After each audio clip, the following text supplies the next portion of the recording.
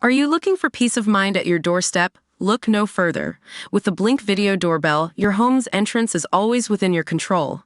Check out the link in the video description to learn more and get your Blink Video Doorbell on Amazon. Your home is in your hands. Israel brazenly assassinated Hamas political leader next door to the presidential palace in Tehran using a bomb smuggled in months ago, it was claimed. Ismail Haniyeh was blown up at around 2 a.m. as he slept in one of the most secure sites in the Iranian capital. The hit demonstrates Secret Service Shin Bet's deadly reach and how none of their rivals are safe. Haniyeh was staying in a building next door to the president's Saadabad palace as he attended the new leader's inauguration. Israeli agents killed Haniyeh with a bomb smuggled into the guesthouse 2 months ago, the New York Times reported. The beige secure 6-story structure has few windows and showed damage to it in a new photo circulating social media Wednesday. Green netting covered the western corner of the upper floors, with one wall beneath it missing. Satellite imagery from Monday showed the building without any netting. Locals reported hearing a loud noise and explosion at around 2 a.m. local time on Wednesday. Israel's Shin Bet intelligence arm discovered exactly which room Haniyeh was sleeping, but didn't kill the others also in the block.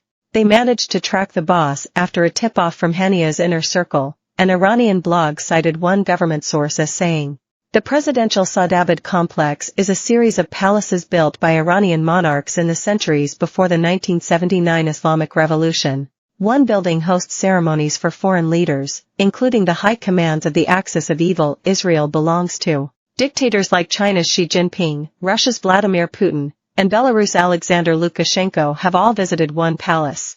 Haniyeh, who lives in Qatar, has been the tough-talking face of Hamas international diplomacy as the group has held on to Israeli hostages in tunnels below Gaza. Haniyeh was in Tehran to attend the swearing-in of new Iranian President Masoud Pezeshkian on Tuesday. He was pictured pulling the peace sign with his fingers in the country's parliament before chants of death to Israel filled the chamber. He also met Ayatollah Ali Khamenei just hours before Iran's supreme leader led prayers at his funeral. Khamenei cried as he stood beside the coffin of his ally as throngs of Iranians filled the streets of Tehran to pay their respects. The funeral came just hours after Khamenei pledged to take revenge and issued an order for a direct attack on Israel. He said, "Revenge is our duty, and Israel has prepared a harsh punishment for itself by killing a dear guest in our home." Israel announced today the death of one-eyed Mohammed Deif, dubbed the Guest. Deif was one of the terrorist architects behind the October 7th attacks that killed 1,200 people in Israel last year. IDF fighter jets took out the terrorist mastermind in a precise, targeted strike on a compound in Gaza on July 13. The army announced the strike at the time, but only revealed today that they were successful. Fears of a regional war are now rising after tit-for-tat strikes as Iranian proxies pledged to retaliate. Hezbollah, another Iran-backed ally in the axis of resistance, promised to stir up anti-Israel sentiment amongst its allies. And the Houthis, based in Yemen, said it marks a major escalation in the Middle East. It comes after Hezbollah terrorists blasted a football pitch in the Druze town of Majd al-Shams in Israel's occupied Golan Heights, killing 12 young people including children. Tensions in the Middle East are already swirling after almost 10 months of brutal and bloody war in the Gaza Strip. Analysts previously told our channel that Iran's network of bloodthirsty proxy groups across the region are primed and ready to spark a second front in the ongoing conflict. Israel has used a number of different assassination techniques to remove its enemies.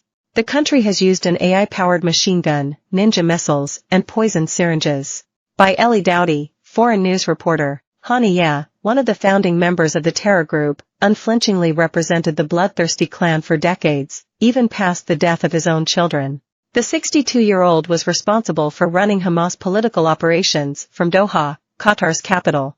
Born in a refugee camp in northern Gaza, he led the group through several wars with Israel and served as a fundamental power player for the cult.